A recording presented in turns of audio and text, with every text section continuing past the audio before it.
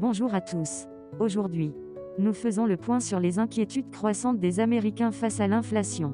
Suite à l'annonce par Donald Trump d'une augmentation des droits de douane sur les produits importés, le président américain a lancé mercredi une vaste offensive en augmentant ses droits de douane, ce qui pourrait se répercuter sur les prix aux États-Unis. Depuis cette annonce, l'inquiétude monte concernant les conséquences économiques. Jeudi 3 avril, la bourse de New York a chuté, atteignant son niveau le plus bas depuis près de 5 ans, tandis que les Américains s'apprêtent à faire face à une hausse générale des prix à la consommation. Le spectre d'une crise économique plane sur les esprits, comme en témoigne l'inquiétude des habitants d'Atlanta, en Géorgie. Dans un centre commercial à ciel ouvert, Ralph profite du soleil sur un banc, tout en surveillant son smartphone, où les médias commentent la dégringolade à Wall Street. Ça va avoir des conséquences sur moi, sur tout le monde en fait, anticipe-t-il. Déjà, l'assurance de ma voiture a augmenté. Mais je crois que le but de tout ça, c'est de remplir les poches des plus riches. Ils vont devenir de plus en plus riches.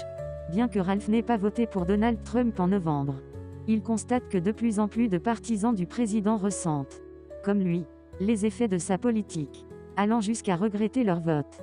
À qui ça va profiter? À côté de lui, John, un étudiant, s'inquiète pour son avenir. Beaucoup de gens ne trouvent pas de travail. Moi, je vais être diplômé et, avec mes amis, on répond à des offres d'emploi, mais on nous dit qu'on n'embauche plus en ce moment. Alors si en plus les prix augmentent et que les marchés s'effondrent, on a un gros problème. Crystal, une consultante dans le milieu des affaires, partage également ses préoccupations concernant cette crise économique qui menace son pays. Même les classes moyennes ont du mal à boucler les fins de mois, observe-t-elle. La garde des enfants, le logement, tout coûte de plus en plus cher. Malgré tout, Crystal refuse de s'avouer vaincue. Elle garde un vague espoir qu'il sera possible d'éviter cette guerre commerciale dont son président menace le monde. Pour elle, cette histoire de droits de douane ressemble à une partie d'échecs et elle estime que cela ne durera pas longtemps.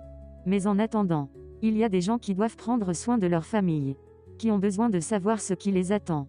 Alors, arrêtez de jouer et si vous devez le faire, faites-le une fois pour toutes. Lance-t-elle avant de retourner faire les boutiques, craignant une nouvelle hausse des prix. Merci de nous avoir suivis pour cette analyse. Restez avec nous pour plus d'informations sur la situation économique aux États-Unis et d'autres sujets d'actualité.